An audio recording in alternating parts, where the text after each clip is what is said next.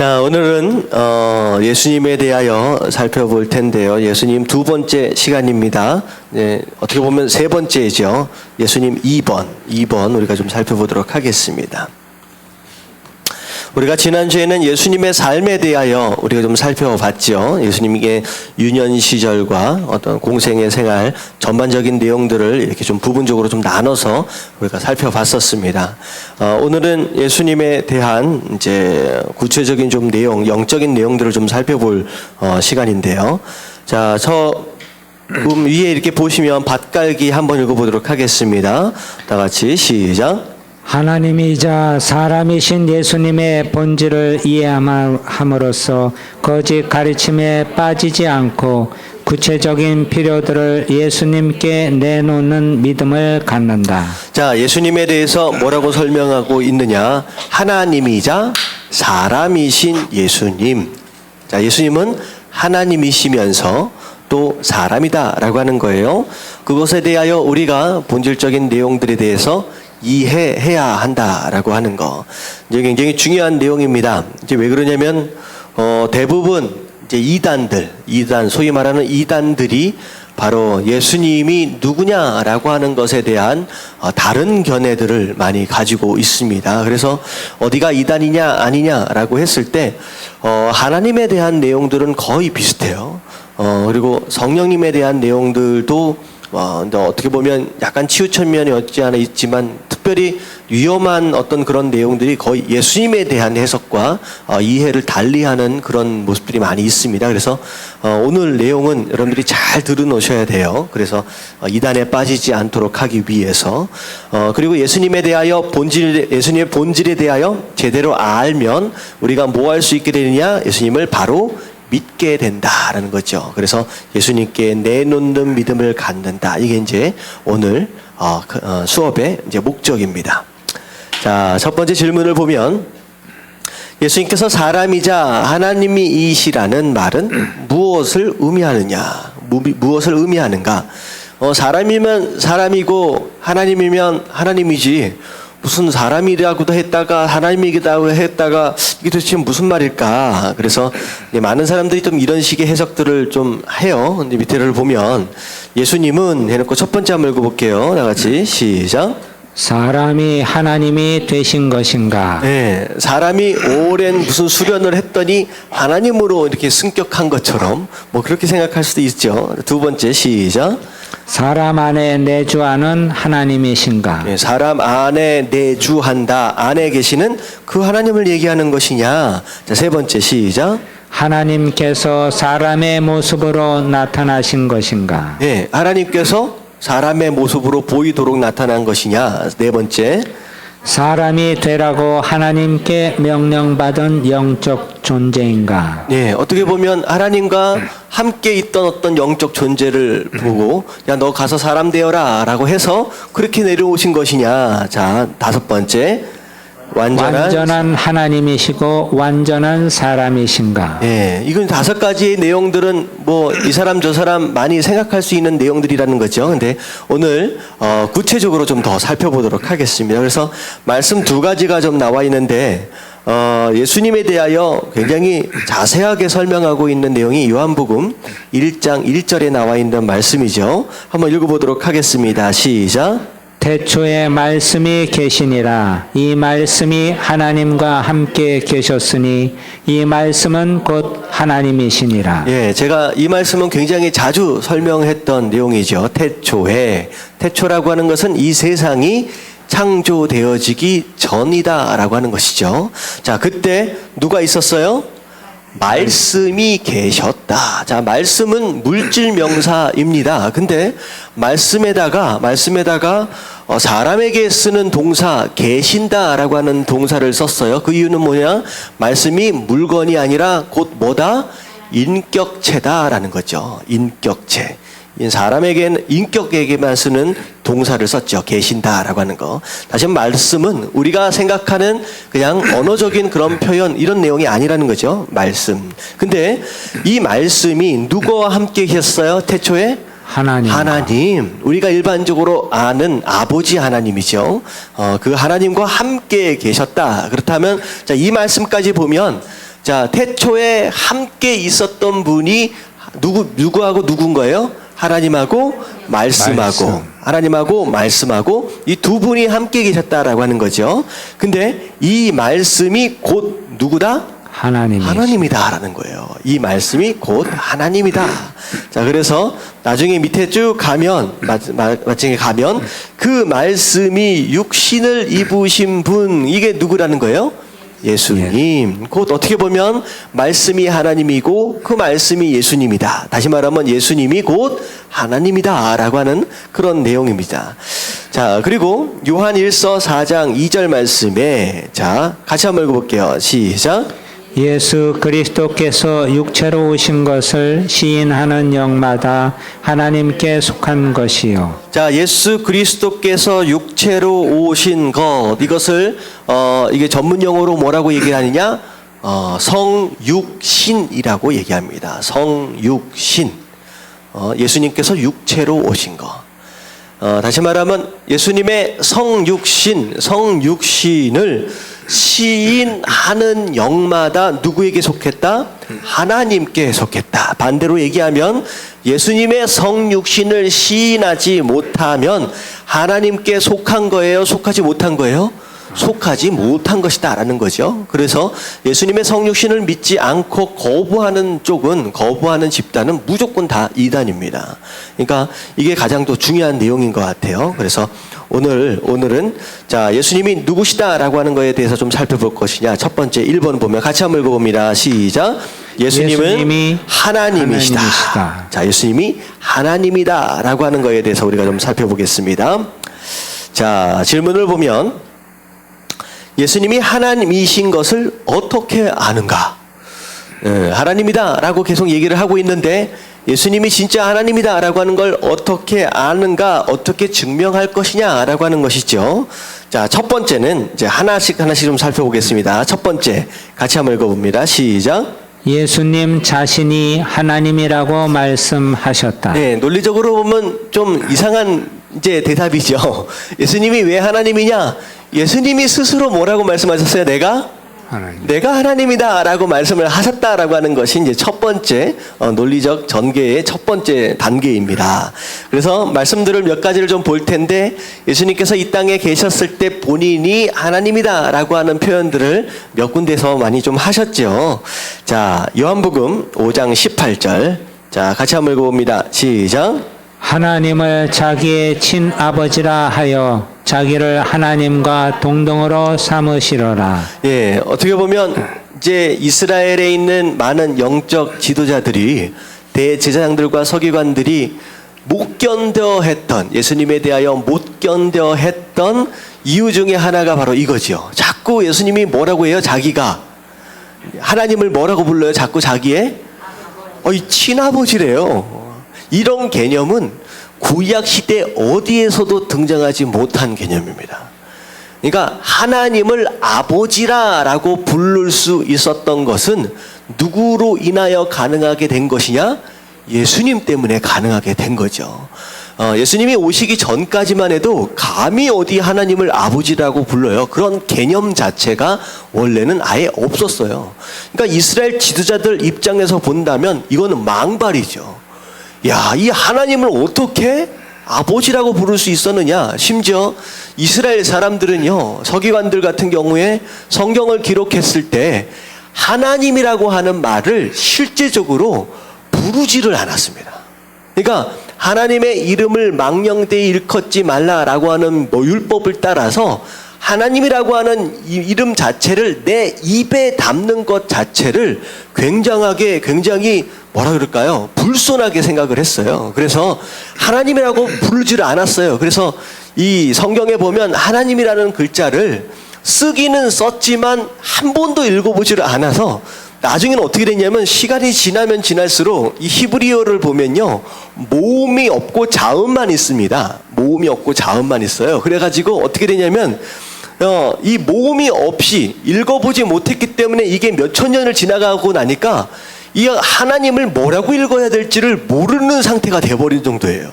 그러니까 실제로 성경을 기록할 때 하나님 하고 쓸 때 어떻게 했어요? 펜을 바꿨습니다. 지금까지 쓰고 있던 펜으로 쓰고 있지 않고 펜을 바꿔서 쓰고, 그리고 심지어 하나님을 한 번 쓸 때마다 어떻게 했어요? 옷을 갈아입든지 목욕을 하든지 해가지고 하나님이라고 하는 이름 자체에 대해서 굉장히 중요하게 생각했다는 거죠. 근데 갑자기 예수라고 하는 사람이 나타나가지고 뭐라 그래요? 하나님을 내 친아버지다, 내가 하나님 아들이다 라고까지 얘기를 하는 거예요. 그러니까 이제 이스라엘 그 지도자들이 깜짝 놀라는 거지. 도대체 얘가 지금 누구냐. 근데 예수님께서 자기의 친아버지라고 하였고, 자기를 하나님과 어떻게 삼으셨다? 동등, 이퀄, 하나님하고 나하고 뭐다? 똑같다라고 지금 얘기를 하고 계셨다라고 하는 것이죠. 자, 이게 이제 예수님의 이제 표현이고, 예수님께서 스스로 하나님이시다라고 하는 것을 계속 반복적으로 말씀하셨다라고 하는 것이죠. 자, 그리고 요한복음 10장 30절을 보면, 자, 한번 읽어볼게요. 시작. 나와 아버지는 하나이니라. 네, 나와 아버지는 하나다. 다시 말하면 내가 아버지고 아버지는 곧 나다. 다시 말하면 아버지가 하나님인 고로 나는 곧 뭐다? 나도 하나님이다. 이런 논리가 이제 성립이 되는 거죠.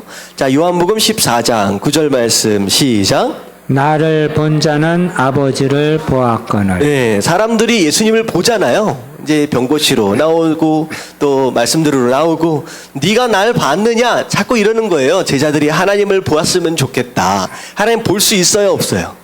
하나님 볼 수 없죠. 영이신 분이기 때문에 우리 눈으로, 육안으로 볼 수 있는 분이 아닙니다. 근데 사람은 그렇잖아요. 보여주면 믿겠다라는 사람들 많이 있죠. 전도할 때 보면, 야, 하나님 보여줘봐. 내가 보여주면 믿을게.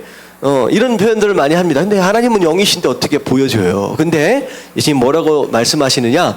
네가 하나님 보고 싶냐? 그런 게 아니라는 거예요. 네가 나를 이미 봤다라고 한다면 곧 누굴 본 것이나 다름이 없다? 하나님을 본 거나 다름이 없다. 자, 마지막으로 요한복음 8장 58절 다 같이 시작. 아브라함이 나기 전부터 내가 있느니라 하시니. 예, 예수님께서 태어나셨을 때, 살아 계셨을 때가 서기 뭐라 그럴까, 영년서부터 시작했다고 생각해 보세요. 영년서부터 33년까지. 아브라함은 몇 년도 사람이에요? 기원전 저기 뒤에 거의 한 3,000년 전도 더 뒤에 사람이, 더 앞에 사람이죠. 근데 예수님 뭐라고 말씀하시냐? 내가 아브라함보다 그 전에 있었다. 이 얘기는 곧 예수님은 사람이라는 것이 아니라는 거예요. 곧 뭐라는 거죠? 하나님이다라는 거죠.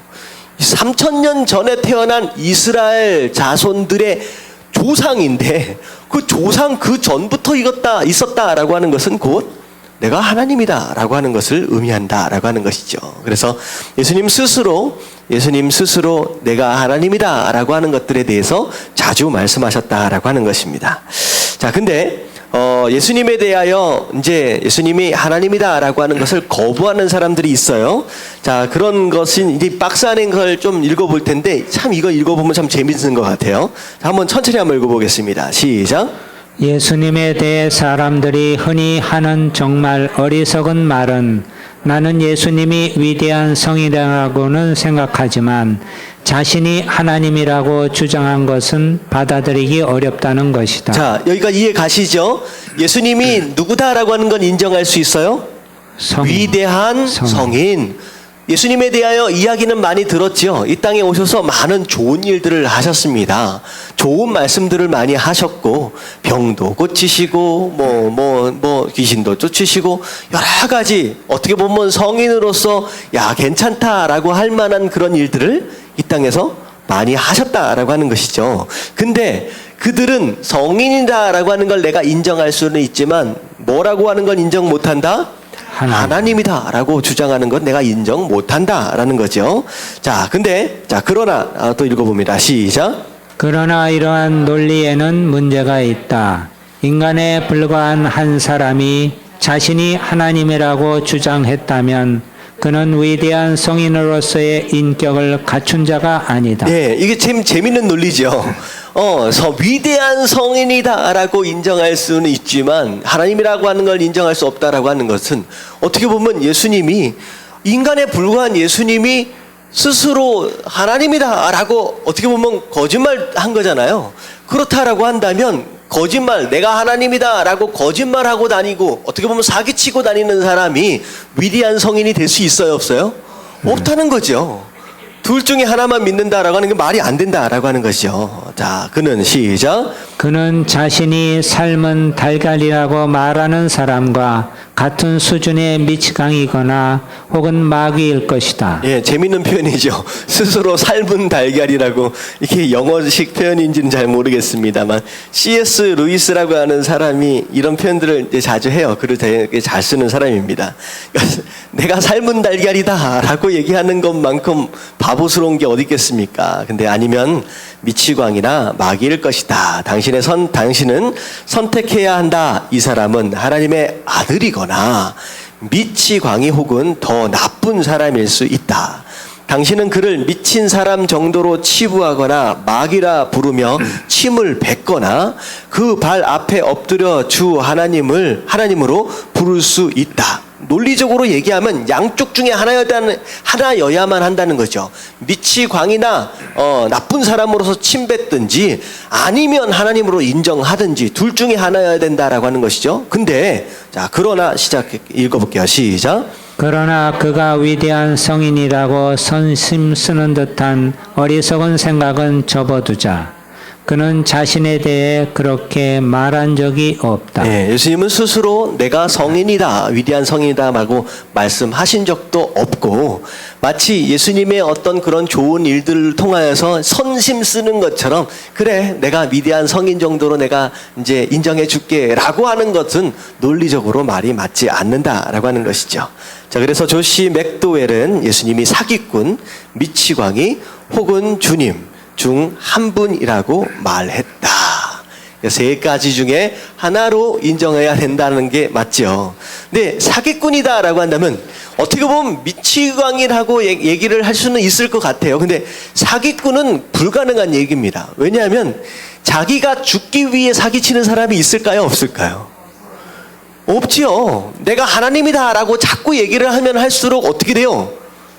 자기가 죽게 되거든요. 그러니까 사기는 외쳐요. 내가 거짓말하는 것으로 인하여 무엇인가 유익을 얻도록 하기 위한 게 사기꾼이거든요. 근데 자꾸 자기가 하나님이라고 하는 걸 얘기하는 것으로 인하여서 죽게 된다라고 한다면 이런 사기꾼이 없어요. 어디 있겠습니까? 죽기 위해 사기치는 사람이. 일단은 사기꾼은 아닌 것 같고 둘 중에 하나겠죠. 미치광이 아니면 주님, 둘 중에 하나일 수 있다라고 하는 것이죠. 자, 이제 우리가 좀 살펴보아야 할 내용이 왜 예수님이 미치광이가 아니라 주님이냐 하나님이냐라고 하는 거에 대해서 우리가 좀 더 살펴보도록 하겠습니다. 자, 첫 번째가 무엇이냐? 예수님 스스로 자기가 하나님이다라고 말씀을 하셨고요. 자, 그리고 두 번째가 무엇이냐? 제3자들이 그가 하나님이라고 말했다. 제3자들이. 자, 81페이지입니다. 81페이지 맨 위에 부분. 81페이지 맨 위에 부분. 자, 빈칸 안에 들어가야 할 단어가 제3자들입니다. 다시 말하면 다른 사람들이 예수님을 하나님이라고 고백했다라고 하는 것이죠. 자, 이것은 예수님 탄생 전에 예언서부터 시작된다. 자, 이사야 9장 6절. 자, 이사야의 고백입니다. 자, 그 이름은 하고 쭉 나오는데, 자, 나중에 보면 전능하신 하나님이다. 예수님에 대하여 설명을 쭉 하는 가운데 예수님을 뭐라고 얘기를 하세요? 그는 전능하신 하나님이다 라고 이야기를 하고 있습니다.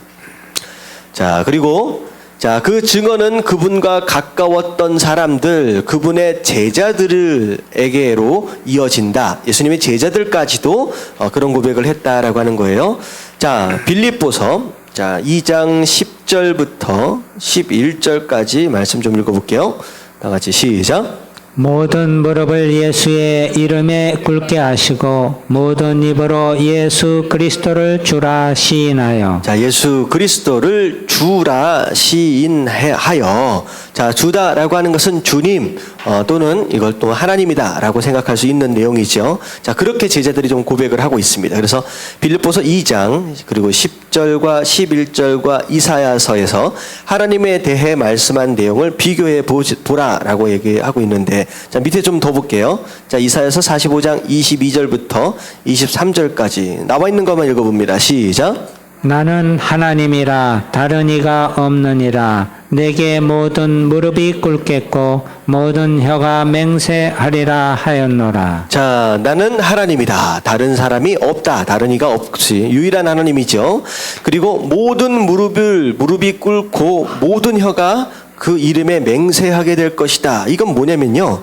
자, 이 세상에 경배와 찬양과 예배를 받으실 수 있는 분은 누구뿐이다? 하나님 분이라는 거죠. 근데 예수 그리스도가 바로 무릎 꿇어야 할 대상, 경배의 대상이다라고 하는 것이죠. 자, 골로새서 2장 9절 시작. 그 안에는 신성의 모든 충만이 육체로 거하시고. 자, 이게 바로 성육신이죠. 예수 그리스도 안에, 예수님 안에 자, 육체가 있어요. 육체로 거하시는데 그 안에는 뭐로 충만해 있어요? 신성의 모든 것들로 충만해 있는 상태다라고 하는 거. 자, 요한복음 1장 1절부터 2절까지의 내용은 아까 지금 살펴봤던 내용이죠. 자, 태초에 말씀이 계시고 그 말씀이 하나님과 함께 계셨으니 그 말씀은 곧 하나님이시라. 그가 태초에 하나님과 함께 계셨다라고 하는 거. 자, 이게 이제 2번이 곧 예수님의 제자들과 더불어서 심지어 구약에 있는 선지자까지도 예수님의 하나님 되심을 이제 몇 번을 얘기하고 있다라고 하는 것이죠. 자, 3번이 아까 지금 얘기했던 거랑 이제 같은 얘기입니다. 그는 하나님으로 경배받았다. 하나님만 경배를 받으실 수 있는데 예수님이 경배를 받으셨다라고 하는 거예요. 경배를. 자, 많은 이들이 그에게 경배했다. 이제 복음서에 보면 자, 치료받은 문둥 병자도 예수님께 무릎을 꿇고 경배를 하지요. 여자들도 그렇고요. 야고보와 요한의 어머니 거라사에 귀신 들린 사람 예수님께 무릎을 꿇고 예수님을 경배하는 장면들이 자주 나옵니다. 소경되었던 사람 눈 뜨고 나서 그렇게 고백을 하고요. 심지어 예수님의 제자 도마도 예수님을 향하여 뭐라고 경배를 하고 있냐? 나의 주님, 나의 하나님이십니다 라고 도마가 고백까지도 하죠. 그게 이제 하나님을 향한 경배입니다. 자, 그래서 그랬을 때 예수님께서 그들의 경배함에 대해서 예수님이 어떻게 반응했느냐? 아니다. 경배하지 말라라고 물리치지 아니하시고 예수님이 어떻게 하셨어요? 그 경배를 받으셨다라는 거예요. 그 받으셨다라고 하는 것이죠. 근데 그 사도행전에 보면 그런 내용이 나와요. 예수님의 제자 가운데 베드로가 고넬료의 초청을 받고 갔을 때 고넬료가 베드로가 들어오는 것을 보고 고넬료가 어떻게 했어요? 베드로를 향해서 어떻게 했어요? 엎드렸죠. 하나님 말씀을 전하러 온 베드로를 향해서 엎드렸습니다. 그랬을 때 베드로가 경배를 받았어요? 안 받았어요? 안 받았어요. 나는 사람이다. 내가 경배를 받을 대상이 아니다라고 경배를 받지 않았습니다. 그리고 그 루스드라에서 바울과 바나바가 주변 사람들로 인하여서 야, 이거 하나님이 아니냐, 제우스가 아니냐, 막 이런 식으로 막 이렇게 와서 경배하려고 했을 때 베드로가 뭐라고 얘기했어요? 우리가 너와 같이 같은 성정을 가진 사람이다. 절대 우리를 경배해서는 안 된다. 이건 옳지 못한 것이다. 라고 이제 거절했지요. 근데 베드로나 그 바울이나 바나바가 경배하는 자들을 향해서 거절했던 것과는 반대로 예수님께서는 어떻게 하셨어요? 경배하는 자들의 경배를 받으셨다라고 하는 것이죠. 그 얘기는 곧 예수님께서 하나님이다라고 하는 뜻입니다. 자, 다음 쪽으로 넘어가면 82페이지. 심지어 제자들이 사도행전에 보면 어떤 내용이 나오느냐? 제자들이 예수님께 기도했습니다. 예수님께. 자, 우리가 일반적으로 기도하면 누구에게 기도해요? 하나님 아버지께 기도를 하거든요. 그리고 맨 마지막에는 어떻게 끝내요? 예수님의 이름으로 기도합니다. 자, 예수님의 이름으로 기도합니다 라고 하는 이유가 뭐예요? 예수님께서 그렇게 기도하라고 하셨죠. 근데 예수님의 이름으로 기도한다 라고 하는 것에 대한 의미가 굉장히 중요합니다. 예수님의 이름으로 기도합니다. 그건 뭐냐면 예수님께서 예수님의 이름 안에 뭐가 있어요? 권세가 있어요. 권세. 내가 누군가의 이름으로 무엇인가를 한다라고 할 때는 무슨 의미예요? 내가 그 이름, 그 사람의 권세를 가지고 한다라고 하는 거예요. 그래서 만약에 미국에서 누군가가 특사가 왔어요. 자, 내가 오바마의 이름으로 내가 무엇을 요청합니다라고 한다면 그것을 듣는 한국에 있는 대통령이 그 특사가 비록 어떤 모습으로 왔든 상관이 없이 그 사람의 말은 누구의 말로 인정할 수밖에 없어요? 오바마의 말로 인정을 하는 거죠. 오바마의 말로. 그러니까 이런 겁니다. 내가 예수님의 이름으로 기도합니다 라고 하는 것은 무엇이냐? 비록 내 입술로 기도했지만 누가 기도한 것이나 마찬가지예요?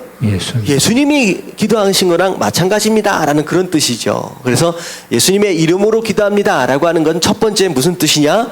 예수님의 권세, 예수님의 권세로 기도했습니다 라고 하는 뜻이고요. 두 번째 의미가 무엇이냐? 자, 특사가 왔어요. 그러면 특사가 오바마의 이름을 빌려서 무엇인가를 얘기하려고 하면 얘기하려고 하는 내용 자체가 자기 마음이어야 돼요? 오바마 마음이어야 돼요? 이게 되게 중요한 거예요. 이게 중요한 거예요. 내 마음대로 얘기해놓고선 오바마 이름으로 내가 얘기한다라고 얘기하면 이건 사기꾼이죠. 그 얘기는 뭐냐면 지금 내가 이야기하는 것은 내 뜻이 아니라 누구 뜻이다? 예수님의 뜻. 오바마 뜻이다라는 거예요. 다시 말하면 예수님의 이름으로 기도했습니다 라고 하는 건, 기도합니다 라고 하는 것은 내 마음대로 그냥 늘어놓은 게 아니라 누구의 뜻에 맞춰서 기도한 거예요? 예수님의 뜻에 맞춰서 기도한 겁니다. 그렇기 때문에 예수님의 이름으로 기도하면 무조건 응답받는 이유가 뭐냐면 첫 번째, 하늘과 땅의 모든 권세를 가지고 계신 그 예수님의 권세로 기도했고, 두 번째, 내 마음대로 기도한 것이 아니라 그분의 뜻에 합당한 기도를 했기 때문에 응답 받아요, 못 받아요? 받아요. 응답 받아요, 못 받아요? 받아요. 당연히 받죠. 못 받을 수가 없는 거죠. 자, 그래서 예수님의 이름으로 기도합니다 라고 했을 때 제가 두 가지 말씀을 드렸어요. 왜 예수님의 이름으로 기도해야 되느냐, 그 뜻에 대해서. 자, 그런데 이 제자들이 심지어 하나님이 아니라, 하나님 아버지가 아니라 예수님께 기도했어요. 그래서 뭐라고 얘기하느냐? 주 예수여 내 영혼을 받으시옵소서 라고 하는 표현으로 기도를 합니다. 예수님께.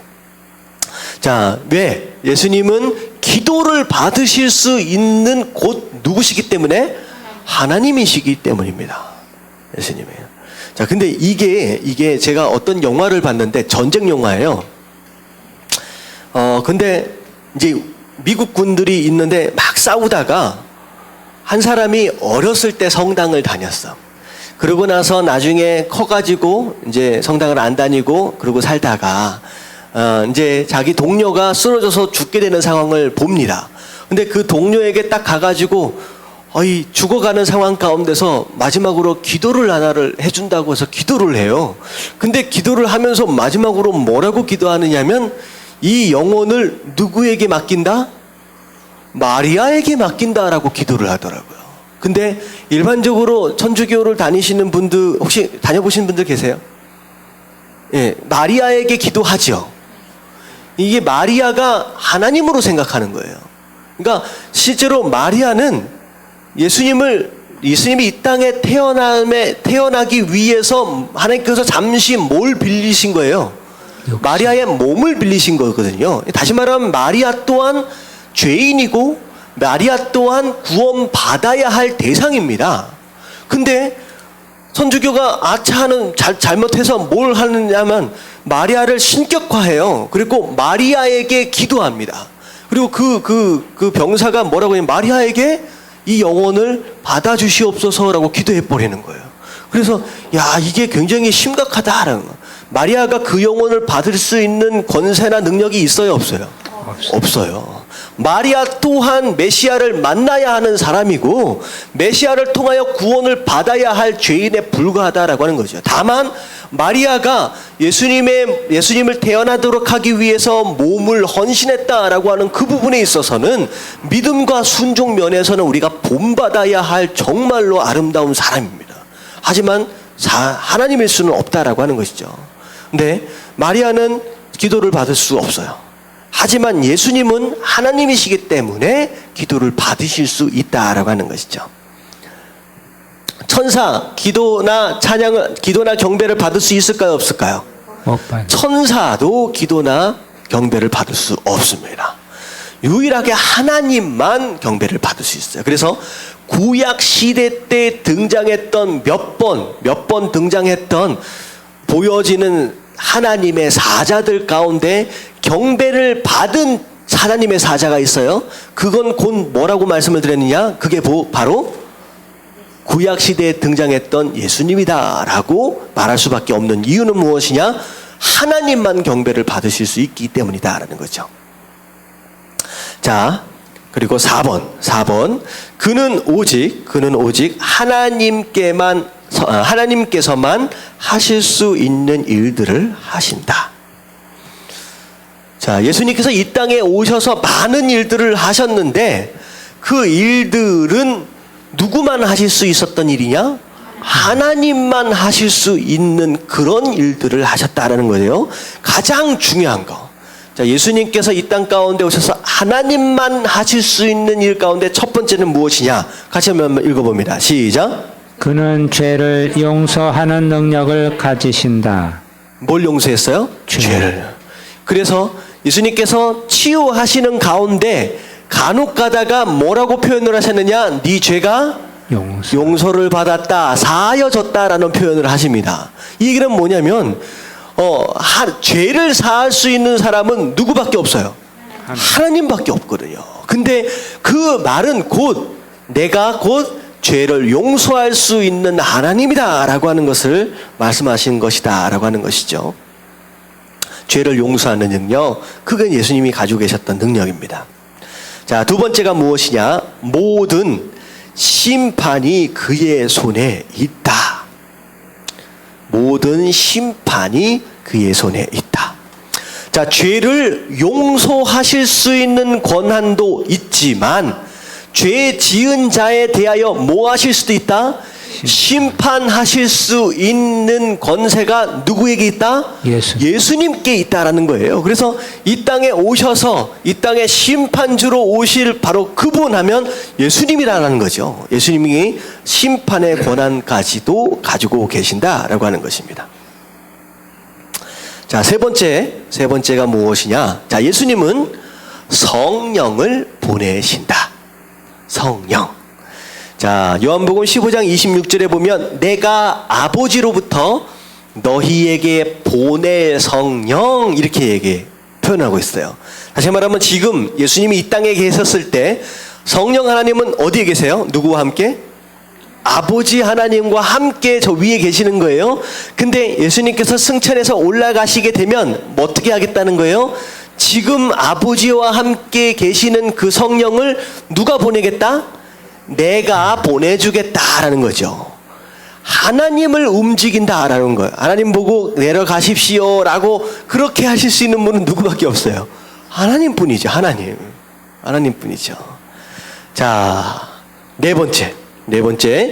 그는 죽은 자들을 일으키신다. 자, 생명은 누구에게 속한 것이다? 하나님께 속한 것입니다. 왜냐하면 생명을 만드신 분이 누구기 때문에? 하나님이시기 때문입니다. 그래서 예수님께서는 죽은 자를 살리실 수 있는 능력이 있다라고 하는 건 곧 누구다는 거예요? 하나님이다라는 것이죠. 자, 다섯 번째. 자, 그는 창조자이시다. 창조자이시다. 자, 요한복음 1장 3절에 나와 있는 내용이죠. 말씀이 그분과 하나님과 함께 있었는데 그 말씀이 곧 하나님이다라고 말씀하셨고, 그리고 그 말씀이 육신을 입으신 분이 바로 예수님이다 말씀하셨는데, 하나님께서는 이 세상을 무엇으로 창조하셨어요? 말씀으로 창조하셨어요. 다시 말하면 이 세상을 창조하신 창조의 주체는 곧 말씀 되신 누구? 예수님이다라고 하는 거죠. 예수님께서 창조자가 되신다라고 하는 것입니다. 그리고 밑에 보면 그는 만물을 붙드신다, 다스리신다라는 거예요. 하나님께서 이 세상을 만물 통치하신다라고 하는 것이죠. 그래서 제자들이 복음서에 보면 제자들이 처음으로 예수님에 대하여 와, 하나님의 아들이구나 라고 처음으로 고백한 때가 딱 있어요. 그때가 언제냐면 베드로가 주는 그리스도시여 살아계신 하나님의 아들입니다 라고 그 고백하기 전에, 언제였는지 혹시 아세요? 야, 진짜 하나님의 아들이 맞네 라고 고백하는 처음 순간, 그게 언제였냐면 풍랑 가운데 제자들이 어부들이었잖아요. 그런데 죽을 똥살똥 했죠. 근데 예수님께서 잠자고 계시다가 딱 일어나가지고 누굴 꾸짖어요? 바람을 꾸짖어. 자연 만물을 향하여서 내 이놈 하고 꾸짖으니까 어떻게 돼요? 자연 만물이 딱 멈춰버려. 그러니까 세상이, 바람이, 자연 만물이 그 호통에 벌벌 떠는 그 모습을 딱 보는 순간 제자들 입에서 무슨 고백이 나와요? 야, 하나님의 아들이구나. 처음 고백이 나옵니다. 그러니까 이런 거죠. 그러니까 예수님이 하나님이다 라고 하는 것은 곧 무엇을 통하여 아느냐? 만들어 놓으시고 내버려 두시는 게 아니라 예수님의 호통에, 예수님의 꾸지람에 자연 만물이 떤다는 거죠. 명령에 순종한다라고 하는 것이죠. 그게 바로 하나님으로서의 권세입니다. 자, 여기까지 네 가지 좀 살펴봤어요. 예수님이 하나님의 아들인 이유, 근거가 뭐냐라고 하는 거, 예수님 스스로 말씀하셨고, 예수님과 함께 했던 자들, 그리고 심지어 구약에 있는 이사야 선지자를 통하여서 예수님이 하나님이다라고 하는 것들을 말씀하셨고, 예수님께서 마지막에 뭐예요? 예수님께서 경배를 받으시고 하나님만이 하실 수 있는 일들을 하시고 계신다라고 하는 것으로 예수님이 하나님이다라고 하는 것을 우리가 알 수 있다라고 하는 것입니다. 자, 근데 저는 이런 내용들도 굉장히 중요하지만 어쩌면 그 밑에 있는 내용이 예수님이 진짜 하나님이 맞느냐 아니냐라고 하는 걸 정확하게 분별해주는 증거이며 어떻게 보면 근거라고 좀 생각을 합니다. 그래서 밑에를 좀 보면 제가 따로 나눠드린 성경 구절이 있죠. 성경 구절 제가 일부러 따로 이제 나눠드린 겁니다. 지금 여기 있는 내용 구절을 다 찾아서 읽어야 하는데 이걸 다 찾으려 그러면 찾는 데만 한참 걸릴 것 같아서 제가 미리 정리를 따로 한 거예요. 자, 예수님께서 하나님이시라는 주장의 근거는 무엇인가? 자, 옆에 있는 말씀 옆에다 펴놓으시고 같이 한번 보겠습니다. 자, 누구든지 자신이 하나님이라고 주장할 수는 있다. 미친 사람이든 사기꾼이든 내가 하나님이야 라고 주장할 수 있죠. 심지어 우리나라에 내가 메시아고 내가 예수고 내가 하나님이다 라고 얘기하는 사람이 뭐 몇 명이라 그러던데 한 30몇 명이 된대요. 뭐 한두 명이 아니라는 거예요. 많대요. 누구든 그렇게 얘기할 수 있어요. 근데 중요한 건 뭐냐면, 그러나 차이는 예수님의 삶이 그분의 주장을 뒷받침했다는 것이다. 그러니까 하나님이냐 아니냐라고 하는 것을 뒷받침해 줄 만한 근거들이 당연히 있어줘야 된다는 거예요. 근데 예수님이 그 근거들을 가지고 있다라고 하는 것입니다. 근데 그 증거가 무엇이냐? 첫 번째가 예언의 성취입니다. 예언의 성취. 자, 구약과 신약, 성경이 두 개로 나눠져 있죠. 구약은 전에 하신 약속입니다. 그리고 신약은 새롭게 하신 약속입니다. 자, 구약은 전에 하신 약속인데 누구에 대한 약속이에요? 처음 오시게 될 그 예수님에 대한 약속입니다. 그리고 신약은 자, 누구에 대한 약속이에요?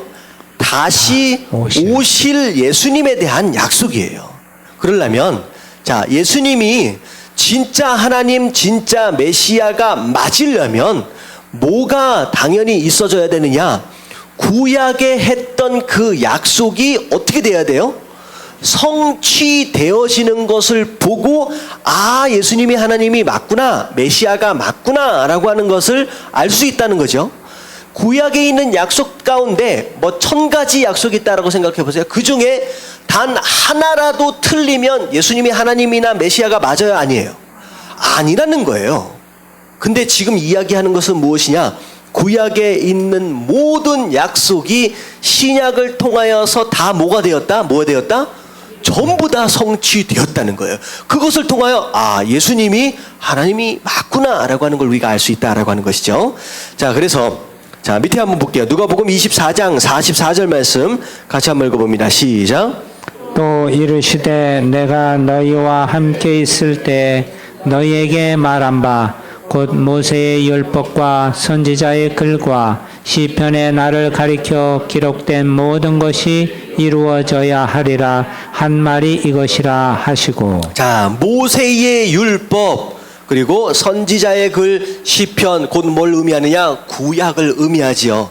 구약에 나와 있는 나를 가르쳐 기록된 모든 것이 다 어떻게 돼야 돼요? 이루어져야 내가 하나님이다 라고 말씀하시는 거예요. 다 이루어져야. 그래서 자, 이제 밑에서부터 우리가 쭉 1번서부터 볼 내용은 뭐냐면 구약 시대. 자, 보세요. 자, 1번에 보면 동정녀에게서 탄생 해놓고 가로 쳐져 있잖아요. 가로 맨 앞에 나와 있는 게 구약이고 가로 뒤쪽에 있는 것이 신약입니다. 자, 제가 이제 구약만 찾아서 제가 적어놨어요. 자, 신약은 그냥 내용만 제가 말씀을 드리고 나중에 여러분들이 필요하면 나중에 찾아보시기를 바랍니다. 결국 그 얘기는 무엇이냐? 구약에 예언되어져 있는 것이 예수님의 삶을 통하여 어디에서 이루어지고 있는 거예요? 신약에서 이루어진다라고 하는 것이 지금 짝이 맞춰지게 되는 거죠. 자, 그래서 자, 1번 같이 한번 읽어봅니다. 시작. 동정녀에게서 탄생. 자, 이 얘기는 뭐냐면 예수님께서 반드시 하나님이시고 메시아가 되려면 누구에게서 나셔야 돼요? 처녀에게서 나야 합니다. 일반적으로 남자와 여자의 동침을 통하여서 태어난 그게 아니라 동정녀, 처녀로부터 나와야 된다는 거죠. 그게 자, 마태복음에 보면 예수님께서 마리아, 남자를 알지 못하는 그 처녀에게서 났다라고 하는 기록이 있고요. 자, 구역에 보면 이렇게 나와 있어요. 이사야서 7장 14절. 7장 14절. 시작. 그러므로 주께서 친히 징조를 너희에게 주실 것이라. 보라, 처녀가 잉태하여 아들을 낳을 것이요 그의 이름을 임마누엘이라 하리라. 예, 징조를 보여줄 것이다. 이게 표식입니다. 이게 하나님의 아들이냐, 이게 메시아냐, 하나님이냐라고 하는 걸 증명할 수 있는 표식을 보여줄 텐데 그것이 곧 무엇이냐? 처녀가 잉태하는 것. 바로 그것을 표식이다라고 하는 것이죠. 그래서 첫 번째는 무엇이냐? 이사야에 예언되어진 대로 예수님께서 동정녀, 처녀에게서 탄생하셨죠. 그래서 첫 번째가 매치가 된 거예요. 예언과 성취가 맞아떨어진 거죠. 자, 두 번째가 무엇이냐? 아브라함의 자손이어야 되네요. 무조건 아브라함의 자손. 이방인이면 돼요, 안 돼요? 안 돼요. 사마리아 사람이면 돼요, 안 돼요? 안 돼요. 무조건 아브라함의 자손이어야 된다라고 하는 것이죠. 아, 물론 사마리아도 아브라함의 자손 가운데 이제 하나겠죠. 나중에 좀 섞이긴 했지만. 자, 그 내용이 어디 나오느냐? 이걸 맨 처음에 하나님께서 메시아에 대해서 얘기를 할 때 아브라함에게 하셨던 약속이 바로 창세기 22장 17절부터 18절까지 있는 거예요. 한번 읽어봅니다. 시작. 내가 내게 큰 복을 주고 네 씨가 크게 번성하여 하늘의 별과 같고 바닷가의 모래와 같게 하리니 네 씨가 그 대적의 성문을 차지하리라. 자, 여기까지는 하나님께서 아브라함을 통하여 주실 씨, 이건 후손들을 얘기할 텐데 이 후손들이 번성할 것이다, 복을 받게 될 것이다 라고 하는 것에 대한 약속입니다. 근데 18절 계속 봅니다. 시작. 또 내 씨로 말미암아 천하 만민이 복을 받으리니 이는 네가 나의 말을 준행하였음이니라 하셨다 하니라. 자, 내 씨로 말미암아라는 거예요. 네 씨로 말미암아. 여기서 나오는 이 씨가 복수가 아니라 단수입니다. 곧 여기에 18절에 나오는 내 씨라는 것은 곧 누굴 의미해요? 예수님. 예수님을 의미하죠. 그러니까 너 자손으로 태어나게 될 그 씨가 있을 텐데 그 씨가 그 씨로 말미암아 온 세상 천하 만민이 뭘 받는다? 복을 받는다. 가장 귀한 복이 뭐예요? 물질을 많이 누리는 게 아니라 뭐예요? 구원받는 거죠. 가장 귀한 복이 결국은 너 씨앗을 통하여 천하 만민이 구원을 받게 되는 엄청난 복을 받게 될 것이다. 그래서 결국은 메시아로 이 세상에 오시려면 누구의 씨여야 돼요? 아브라함의 씨여야 돼요. 예수님이 아브라함의 자손이 맞아요, 틀려요? 맞아요. 맞지요. 자, 그렇다면 아브라함 가운데서도 아브라함 자손 가운데서도 또 12지파가 또 나눠지잖아요. 이제 정확하게 얘기하면 13지파죠. 자, 3번 한번 보면 그 가운데 누구 지파여야 돼요? 유다 지파여야 돼요. 유다 지파. 그래서 왜 유다 지파여야 하느냐? 창세기 49장 10절에 보면 이 내용은 무슨 내용이냐?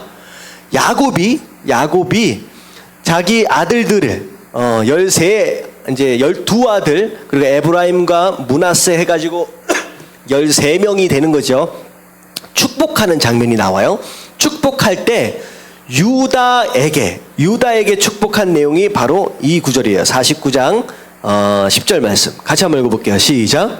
규가 유다를 떠나지 아니하며 통치자의 지팡이가 그 발 사이에서 떠나지 아니하기를 실로가 오시기까지 이르리니 그에게 모든 백성이 복종하리로다. 예, 규가 뭐냐면 왕이 들고 있는 짧은 지팡이 같은 거예요. 왕의 권세를 상징합니다. 근데 그 규가 어딜 떠나지 않는다?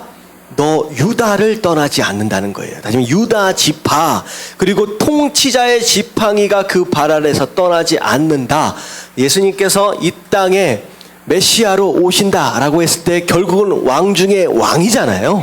근데 그렇다라고 한다면 이 왕권이 누구에게 주어지는 것이냐? 유다 지파에게 주어진다라고 하는 이 약속으로 인하여서 당연히 예수님은 누구 자손이어야 돼요? 유다 지파의 자손이어야 된다. 유다 지파 점점 줄어들게 되는 거죠. 아브라함의 자손, 그다음에 유다 자손. 더 줄어들면 자 누구에까지 넘어와요? 다윗. 4번에 보니까 다윗의 자손이어야 됩니다. 반드시 다윗의 후손이어야 된다는 거예요. 왜냐하면 사무엘하 7장 16절 한번 읽어봅니다. 시작. 내 집과 내 나라가 내 앞에서 영원히 보존되고 내 왕위가 영원히 견고하리라 하셨다 하라. 자, 영원히 보존되고 영원히 견고할 수 있는 나라는 곧 누구의 나라뿐이에요? 하나님의 나라뿐입니다. 그 나라가 너의 집안을 통하여 세워지게 될 것이다라는 거예요. 다시 말하면 반드시 예수님은 누구의 자손, 후손? 다윗의 후손이어야 합니다. 계보를 쭉 보면 예수님이 다윗의 집에 태어났다라고 하는 것이 다 나오죠. 자, 5번으로 가겠습니다. 자, 예수님의 혈통에 대한 내용들이 쭉 나왔고요. 자, 예수님의 출생에 대한 내용이 좀 이제 나옵니다. 예수님은 반드시 어디서 태어나야 되느냐? 베들레헴에서 태어나야 돼요. 베들레헴에서. 자, 왜냐하면 자, 미가 5장 2절에 이런 구절이 있어요. 한번 읽어봅니다. 시작. 베들레헴 에브라다야 너는 유다 족속 중에 작을지라도 이스라엘을 다스릴 자가 내게서 내게로 나올 것이라. 그의 근본은 상고에 영원에 있느니라. 자, 베들레헴 에브라다야. 자, 베들레헴은 작은 도시입니다. 아주 조그만 도시예요. 근데 그 미가를 통하여 어떻게 고백하고 있느냐?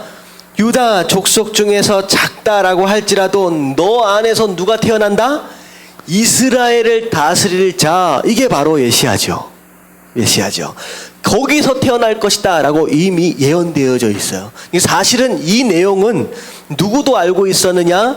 헤롯과 함께 있었던 서기관들이 다 알고 있었잖아요. 그래서 지금 뭐 동방박사 세 사람이 예수님 따라서 별을 찾아서 별을 따라서 딱 오다가 예루살렘에 있는 그 현란한 불빛 때문에 그 왕궁으로 들어가서 왕이 어디 있습니까? 새로 난 왕이 어디 있습니까? 라고 했을 때 이 헤롯 궁이 완전히 난리가 났잖아요. 그랬을 때 이 헤롯이 서기관들을 제상들을 불러가지고 물어봐요.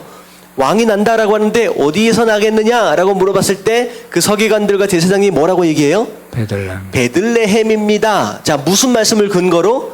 바로 이 미가 이 말씀을 근거로 해요. 이스라엘을 다스릴 자가 이 베들레헴에서 난다라고 했습니다. 라고 했죠. 근데 예수님께서 어디서 태어났어요? 베들레헴에서 태어났어요.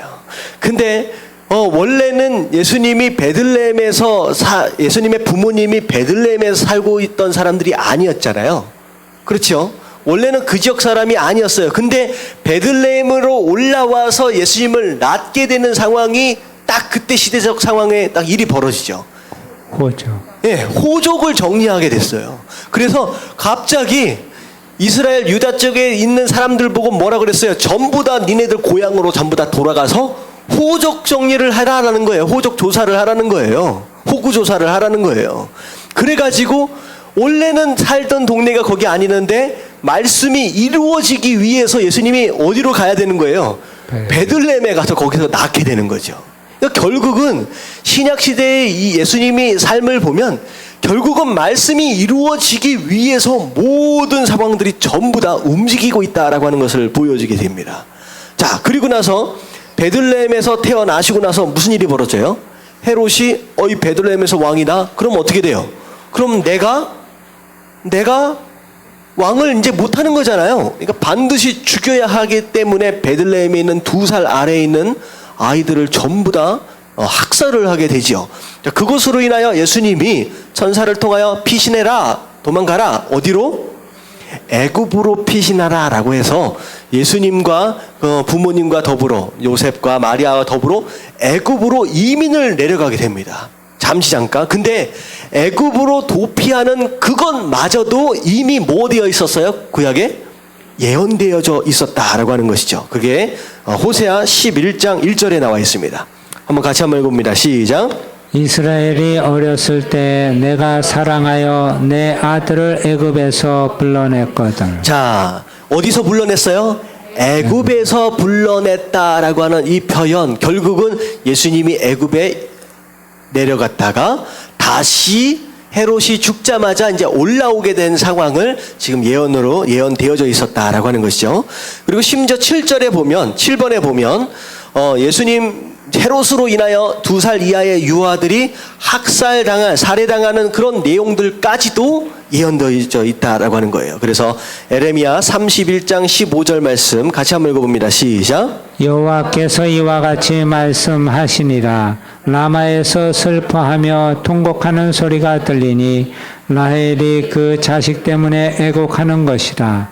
그가 자식이 없어져서 위로받기를 거절하는도다. 자, 여기서 얘기하고 있는 이 라헬이라고 하는 인물, 이건 영적으로 보면 곧 무엇을 의미하느냐? 헤롯으로 인하여서 살해당하게 된 그 아이들의 누가 되는 거죠? 어머니들이 되는 거죠. 근데 실제로 이런 일들까지, 이제 살해당하는 이런 일들까지도 일어날 것이다라고 하는 것이 예언되어져 있었다라고 하는 것이죠. 자, 그리고 8번에 보면 예수님의 메시아 되심, 하나님 되심에 대하여 뭐가 있어야 되느냐? 성령의 기름 부으심이 있어야 한다라고 하는 것이죠. 근데 그게 어디에 예언되어져 있느냐? 이사야 11장 2절 말씀 한번 읽어봅니다. 시작. 그의 위에 여호와의 영, 곧 지혜와 총명의 영이요 모략과 재능의 영이요 지식과 여호와를 경외하는 영이 강림하시리니. 네, 예수님이 성령의 기름 부으심을 받는 바로 그때가 있어야 된다는 거예요. 성령이 임하신 때가 언제예요? 예수님 언제 성령이 임하세요? 네, 세례요한한테 침례 받으실 때 성령이 비둘기처럼 내려오신 어떤 그런 장면 있잖아요. 바로 그것을 통하여 성령의 기름 부으심을 받는 장면이 이제 신약에 있습니다. 자, 그리고 9번에 보면 주의 천사들이라고 나와 있는데 이제 이게 뭐라고 그냥 천사들이라고 하지 말고 그냥 세례 요한의 선포라고 그냥 하시면 될 것 같아요. 자, 말라기 선지자까지 해가지고 구약 시대 이제 마지막이 말라기까지잖아요. 근데 선지자들을 통하여서 하나님께서 이스라엘 백성들에게 계속 말씀하고 계시다가 예수님께서 태어나시기 전까지 약 400년 동안 선지자가 없었습니다. 선지자가 없는 시대가 바로 침묵기다라고 해가지고 400년 동안 침묵기가 있었어요. 우리 옛날에 좀 배웠었죠. 근데 이 400년 동안의 침묵기, 그리고 그 이후에 메시아가 오실 텐데, 그 메시아가 예수님이 오신다라고 하는 것을 정확하게 알 수 있는 무엇인가가 사인이 있어야 되지 않겠느냐라고 하는 것이죠. 근데 그 사인이 무엇이냐? 예수님이 오시기 전에 그 예수님 오심을 증거하게 될 선지자가 있어야 된다는 거죠. 이제 그게 어디 나와 있느냐? 이사야서 40장 3절 말씀 한번 읽어봅니다. 다 같이 시작. 외치는 자의 소리여 이르되 너희는 광야에서 여호와의 길을 예비하라. 사막에서 우리 하나님의 대로를 평탄하게 하라. 자, 메시아가 오시려면 반드시 그 전에 어떤 사람이 있어야 돼요? 외치는 자가 있어야 된다는 거예요. 근데 그 외치는 자는 어디서 외쳐야 돼요? 광야에서, 사막에서 외쳐야 되는데, 예수님이 오시는 그 길을 평탄하도록 하기 위해서 외치는 자가 반드시 있어야 한다라는 거죠. 근데 예수님이 오시기 전에 누가 그 일을 감당했어요? 세례 요한이 감당했어요. 다시 말하면 세례 요한이 만약에 없었다, 그러면 예수님은 메시아가 아니에요. 그러니까 이런 것까지도 정확하게 다 맞아 떨어졌다라고 하는 것이죠. 자, 그것이 이제 9번이었고, 자, 예수님께서 이 땅에 오셨어요. 메시아가 오신 다음에, 자, 어떤 일들을 행해야 하느냐? 자, 기적을 행해야 한다라고 이사야서, 잠깐만요. 하나 빼먹었나요? 잠깐. 말라기 3장 1절 말씀, 거기도 다 같이 나오는 내용입니다. 그냥 넘어갈게요. 이사야서 35장 5절 말씀 볼게요. 자, 같이 한번 읽겠습니다. 시작. 그때 맹인의 눈이 밝을 것이며 못 듣는 사람의 귀가 열릴 것이며. 자, 예수님께서 오셔서 이 일을 하셨어요, 안 하셨어요? 이대로 막 하셨죠. 많이 하셨죠. 예수님께서 그것을 통하여 또 증명하셨고, 또 이 땅에 오셔서 그 메시아는 뭘 전해야 돼요? 복음을 전해야 된다라고 하는 것인데, 자, 이사야서 61장 1절 말씀, 예수님께서 어떤 복음을 증거하셔야만 하느냐? 자, 한번 읽어봅니다. 시작. 주 여호와의 영이 내게 내리셨으니 이는 여호와께서 내게 기름을 부으사 가난한 자에게 아름다운 소식을 전하게 하려 하심이라. 나를 보내사 마음이 상한 자를 고치며 포로된 자에게 자유를, 갇힌 자에게 노임을 선포하며. 자, 예수님께서 이 땅에 내려오셔서 전하신 말씀 가운데 가장 중요한 것이 무엇이냐? 회개에 대하여 말씀하셨고 하나님 나라에 대하여 말씀하셨습니다. 자, 회개에 대하여 말씀하신 이유는 무엇이냐? 우리의 인생이 아직까지 뭐에 노예되어져 있어요? 죄에 노예되어져 있고 포로되어져 있기 때문에 그것으로부터 자유하도록 하기 위해서는 뭐에 대한 문제를 해결해야 된다? 죄에 대한 문제를 해결해야 된다. 예수님께서 거기에 대한 내용들을 말씀하시고, 그리고 하나님의 나라에 대하여 말씀하시는 가운데 이 땅에 죄로 인하여서 어두워 있는 이 세상이 아니라 밝은 하나님의 나라, 그리고 자유로움, 그리고 구원에 대하여 예수님께서 선포하셨죠. 그게 예수님께서 이 땅에 내려오셔서 하셨던 복음, 말씀하셨던 복음입니다. 자, 그게 이제 예수님께서 이 땅에 내려오셔서 복음을 전하셨던 내용이고요. 자, 12번에 보니까, 자, 어디에서 사역을 하셔야 된다? 갈릴리에서. 자, 이게 사역할 장소까지도 이미 예언되어져 있었다라고 하는 것인데, 자, 이사야 9장 1절 말씀만 봅니다. 다 같이 시작. 전에 고통받던 자들에게는 흑암이 없으리로다. 옛적에는 여호와께서 스불론 땅과 납달리 땅이 멸시를 당하게 하셨더니 후에는 해변길과 요단 저쪽 이방에 갈릴리를 영화롭게 하셨느니라. 예, 원래 스불론과 납달리 그리고 해변길이다라고 하는 것은 일반적으로 이제 그 저쪽 갈릴리 지역을 의미하죠. 이게 이제 해변길이다라고 하는 걸 어떻게 보면 저쪽 지중해 쪽이라고 생각할 수도 있을 것 같은데, 일반적으로 갈릴리를 그 당시에는 뭐라고 불렀어요? 호수가 아니라 바다라고 불렀습니다. 그래서 갈릴리 주변에 있는 도시를 해변 도시다라고 생각을 했었을 때예요. 그렇기 때문에 이제 갈릴리 지역 그리고 요단 저편에 있는 이방의 갈릴리를 영화롭게 하셨다. 그리고 그건 예수님께서 이 땅에 오셔서 가장 많이 활동하셨던 장소가 지금 여기 나와 있는 스불론, 납달리 그리고 갈릴리 지역이었다라는 거죠. 그래서 실제로 예수님께서 사역하셨던 그 장소까지도 이미 예언되어져 있고, 그 예언대로 그 지역에서 예수님께서 가장 활발하게 사역을 하셨다라고 하는 것이죠. 자, 그리고 13번에 보면 성전 정화, 이 말씀이 조금 적당치 않은 것 같아서, 자, 나중에 보면 그런 내용이 나와요. 예수님께서 성전을 사랑하시는 그 사랑 때문에 오히려 어떻게 됐어요? 오히려 그것 때문에 죽임을 당하게 되죠. 이제 그 말씀도 이제 이미 예언되어 있던 내용입니다. 자, 그리고 자, 종려 주일 때 예수님께서 뭘 타고 들어오세요? 나귀를 타고 들어오신다라고 하는 거, 이것까지도 이미 예언되어져 있었다. 그래서 스가랴 9장 9절 말씀 같이 한번 읽어봅니다. 시작. 시온에 따라 크게 기뻐할지어다. 예루살렘에 따라 즐거이 부를지어다. 보라, 내 왕이 내게 임하시나니 그는 공의로우시며 구원을 베푸시며 겸손하여서 나귀를 타시나니 나귀의 작은 것 곧 나귀 새끼니라. 네, 사람들로부터 막 호산나 호산나 환영을 받는데, 이 왕 타고 들어오려면 뭘 타고 들어와야지 좀 멋있어요? 멋있는, 너 등치 큰 말을 좀 타야지. 나귀도 나귀 뭐라고요? 새끼래요. 원래 나귀 새끼는 타는 게 아닙니다. 근데 나귀 새끼를 타고 들어오면요, 어떤 상황이 되냐면요, 나귀 새끼는요 딱 타면 어떤 모양새가 되냐면, 사람이 다리를 의도적으로 들지 않으면 다리가 어떻게 돼요? 바닥에 다 버려요. 애들이나 탈 수밖에 없는 높이입니다. 근데 이것을 다리를 이렇게 들고 탈라 그러면 얼마나 어정쩡하겠습니까? 그러니까 멋있는 상태가 아닙니다. 근데 그것을 타고 들어오셨다. 결국은 뭐가 성취되기 위해서? 예언이, 말씀이 성취되기 위해서 나귀 새끼까지 타고 들어오신 이것까지도 다 맞다라고 하는 것이죠.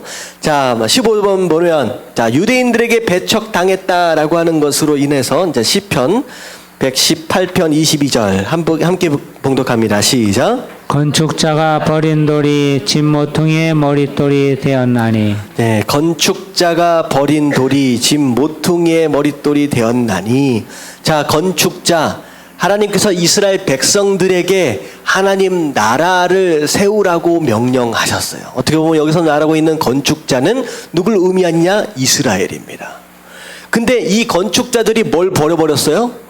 돌 하나를 버렸대요. 근데 알고 보니까 그 돌이 나중에 뭐가 돼요?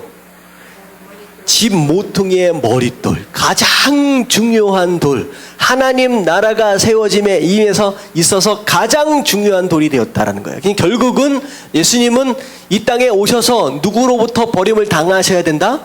이스라엘로부터 버림을 당하셔야만 한다는 거죠. 예수님 그렇게 버림을 당하셨죠. 자, 그래서 16절에 보면 예수님께서 그 버림 당하심으로 인하여 굴욕적인 죽음을 당하시는데, 그 죽임 당하심까지도 철저하게 구약에 예언되어진 그 모습 그대로 그렇게 이제 죽임을 당하셨다라고 하는 거예요. 자, 여기는 말씀을 제가 다 찾아드리진 않았습니다. 이제 필요하시면 좀 찾아보시면 좋을 것 같은데, A를 보면 거절당하셨고, 자, 심지어 B를 보면 친구에게 배반당할 것이다 라고 하는 내용이 구약이 있어요. 자, 예수님 누구로부터 배반당하셨어요? 제자들로부터 배반당하셨죠. 그리고 은 30에 팔릴 것이다 라고 하는 것도 이미 예언되어져 있었고요.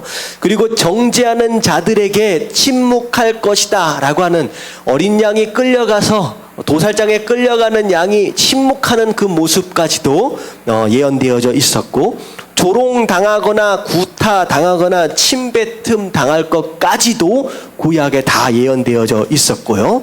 자, 죽음도 여러 가지로 다양한 처형 방법이 있었어요. 근데 구약에 뭐라고 나와 있느냐? 손과 발이 찔릴 것이다 라고 하는 예언이 있어요. 자, 이 처형은 딱 뭐밖에 없어요? 십자가 처형밖에 없습니다. 십자가 처형. 지금 여기 나와 있지 않는 것 같은데, 그리고 반드시 예수님은 어디에 매달려야 한다? 저주받은 자로서 나무에 매달려야 한다라고 하는 것까지도 구약에 예언되어져 있습니다. 이제 그것대로 십자가에 처형 당하시고, 심지어 누구와 함께? 강도들과 함께 죽을 것이다. 그것도 예언되어져 있고요. 그리고 핍박자들을 위해, 밑에서 조롱하는 자들을 위해서 기도할 것이다. 그들의 영혼을 위해서. 그것도 이미 예언되어져 있었고 예수님도 그렇게 하셨죠. 그리고 어떻게 해요? 마지막으로 죽임을 당하시고 나서 옆구리가 찔릴 것, 그리고 모든 피와 물을 다 쏟아내실 것도 예언되어져 있고 그 말씀 그대로 다 이루어져 있었습니다. 그리고 예수님 돌아가실 때 누군가에 의해서 쓸개 탄 신 포도주를 먹임을 당할 것이다 라고 하는 것도 이미 예언되어져 있고 실제로 그대로 이루어졌고요. 그리고 예수님 십자가에서 처형당할 때 처형당한 마지막이 뭐냐면요, 이 사람이 죽었느냐 안 죽었느냐라고 하는 걸 확인하기 위해서 반드시 뭘 꺾어버려요? 무릎을 꺾습니다. 매달려 있을 때 이제 숨을 쉬기 위해서 무릎에다 힘을 주고 자꾸 올라오거든요. 근데 이 사람을 완전히 죽이려면 어떻게 되냐? 이 무릎의 관절을 부러뜨려요.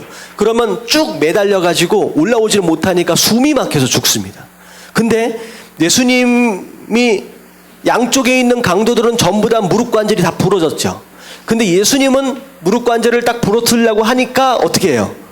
이미 죽었구나. 그러고 나서 어떻게 해요? 그냥 옆구리에 창을 찌르는 것으로 끝납니다. 이것도 참 재밌는 게, 이왕에, 자 보세요. 양쪽에 있는 강도들이 있고 가운데 예수님이 있어요. 이쪽서부터 무릎을 부러뜨렸다라고 한다면 당연히 두 번째로 누가 부러져야 되는 게 맞아요? 예수님이잖아요. 근데 이상하게 이쪽에 부러뜨리고 이쪽에 부러뜨리고 가운데 와가지고는 그냥 이왕에 부러뜨렸는데 부러뜨려버리면 될 텐데 안 부러뜨리고 그냥 창으로 찔러가지고 냅뒀다는 거죠. 무엇이 성취되기 위해서? 예언이 성취되기 위해서예요. 예수님이. 그래서 유월절 어린 양을 잡을 때 어린 양을 솥에다가 넣고 끓일 때 반드시 뭘 꺾으면 안 된다?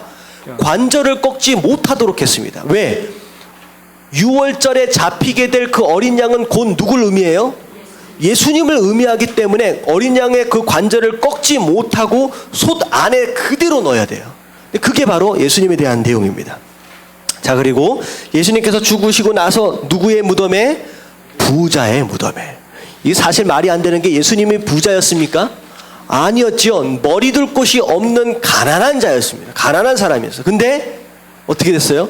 부자의 무덤. 정말로 가난한 분이 부자의 무덤에 묻히시게 되고, 심지어 예수님께서 마지막까지 거치고 계셨던 그 옷마저도 어떻게 될 것? 제비 뽑아서 서로 나눠 가질 것까지도 구약에 예언되어져 있고 그대로 성취가 되었다라고 하는 거. 그리고 예수님께서 죽으시고 며칠 만에 부활하세요? 3일 만에 부활하실 것도 예언되어져 있었고 그대로 됐고요. 승천하실 것, 그리고 승천하시고 나서 어디에 계실 것? 하나님의 우편에 앉아 계실 것까지 전부 다 예언되어져 있는데, 그 모든 예언이 예수님을 통하여 어떻게 됐다? 전부 다 성취되었다는 거예요. 지금 말씀드린 게 이게 번호로 보면 19번이지만 위에 있는 알파벳으로 보면 엄청 많잖아요. 더 있습니다. 더 있어요. 근데 이것이 누군가 한 사람으로 인해서 다 이루어질 가능성이 몇 %나 될까요? 이런 사람을 찾으려면 찾을 수 있을까요? 없을까요? 이렇게 쫙 맞아질 수 있는 사람을 눈 씻고 찾아보시죠. 절대 찾을 수 없습니다. 자, 보세요. 마지막으로 여기까지 읽고 끝낼게요. 집중 탐구 한번 보세요. 한번 같이 한번 읽어봅니다. 시작. 어떤 사람들은 이런 예언의 성취를 통계적 우연이라고 한다. 그가 우연히 베들레헴에서 탄생했고 다윗의 가게에서 출생했다는 등이다. 이런 주장에는 두 가지 답을 할 수 있다. 첫째로 이 예언들은 단순한 우연 이상이었다. 그가 우연히 눈먼 자를 보게 하고 우연히 죽은 자들 가운데서 살아나셨는가? 그것은 통계적 개연성을 넘어서는 사건들이었다.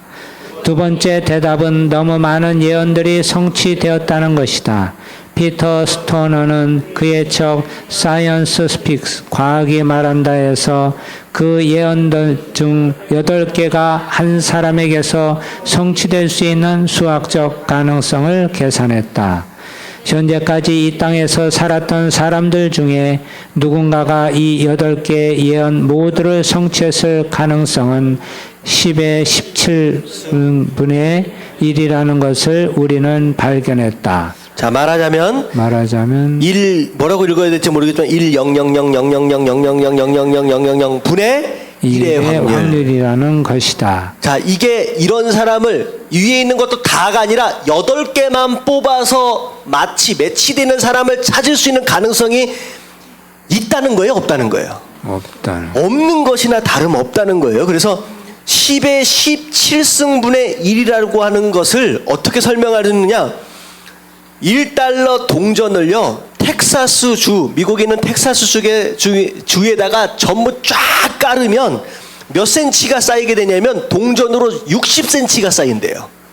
텍사스 주 전체는 한국보다 큽니다. 제가 생각할 때 한국보다 커요. 그 큰 땅덩어리에다가 동전을 갖다 뿌리면 몇 cm? 60cm가 찼는데요.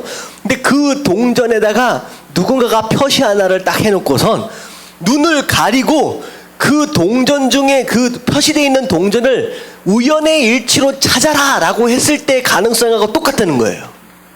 가능성이 있다는 거예요, 없다는 거예요? 없다는 거죠. 8개가 성취되는 것도 불가능하다는 거예요. 근데 지금 예수님에 대한 예언이 몇 개예요? 수십 개가 지금 전부 다 성취되었다라고 한다면 그런 예수님을 보고서 메시아가 아니다라고 생각한다는 것은 말이 돼요, 안 돼요? 바보가 아닌 이상은 말이 안 된다는 거죠. 여러분, 예수님이 메시아다라고 하는 거, 여러분 하나님이다라고 하는 거, 여러분 믿으시길 주님의 이름으로 축원합니다. 아멘. 어떻게 이렇게까지 얘기를 해도 실제로 예수님에 대한 예언이 구약에 보면 몇 개 정도가 나오느냐? 300개가 넘습니다. 근데 그 모든 300개의 예언이 다 이루어졌다라고 한다면 예수님을 메시아라고 인정하지 않는 것 자체가 바보라는 거죠. 근데 너무나도 안타까운 건 뭐냐면 아직도 이스라엘에 있는 유대인들은 메시아를 뭐 하고 있어요? 기다리고 있어요. 예언되어 있는 그 메시아가 오기를 지금 기다리고 있어요. 이미 그렇게 성취되어서 그런 삶을 사셨던 그분이 2000년 전에 오셨다 가셨는데 아직도 찾고 있다는 거예요. 아직도 못 믿습니다.